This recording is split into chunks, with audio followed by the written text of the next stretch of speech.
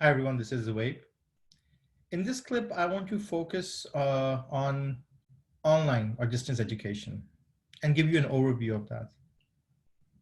We all know that in online education, it basically means that your learners are going to have all their learning experiences virtually. That means there is no in-person activities involved. But when we think of online education, we have to understand two aspects. One, that in that learning experience, are you providing a complete asynchronous learning environment, which means that you can make a post and then students can reply to that post at a certain time and date, and you have to give them a duration to complete an assignment or an activity. That means that there is no live interaction happening. That's asynchronous. In a synchronous environment, in online learning, there are models where you can ask your students that for example, if you have a 10-week course and you've defined that there are 10 modules and there's a week activity involved for each of these modules, then how will you interact? And you might say, we will have a live session to discuss about a certain topic, or you have a presenter coming in, and because of that, you want students to attend that session.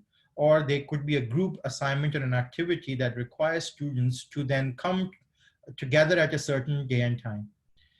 Although this model has its own restrictions if there are students in different time zones, but it still happens. And from my personal experience, where I've taught a course where I was in US time and I had students in the East taking the course, and it was nighttime over there. But that was the model of the university, that every Saturday there had to be a 3-hour live session.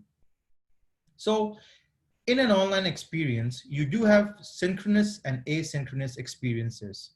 The key is that how will you develop your curriculum to making sure that either it's fully asynchronous and or there are components of synchronous required. Because once you define those, it also depends on how you will create your curriculum. How would you make sure that the students are engaged in that environment and they're able to participate effectively? What are the methods, for example, that if students are taking an online course, it's most likely there's a reason, and and that could be that they are not available during daytime, they are working, or for any reason.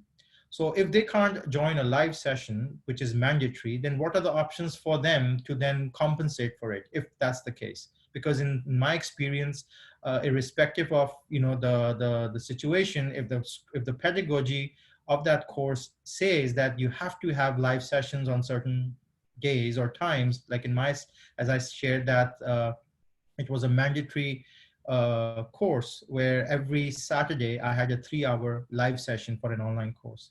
So you have to then make sure that your curriculum is flexible enough that it is providing all student-centered solutions or learner-centered solution.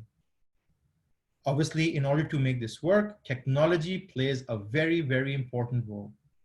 You cannot have an effective online education experience using simple tools and technologies. You have to invest into technologies and tools that allows you to create seamless experience for your learners, for asynchronous or synchronous.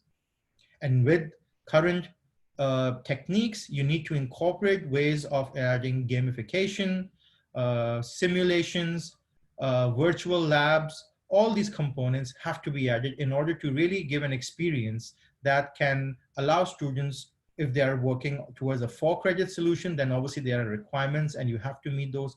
But if it's for a non-credit as well, you have to then make sure that you're able to complete the learning objectives of your course by using effective technologies.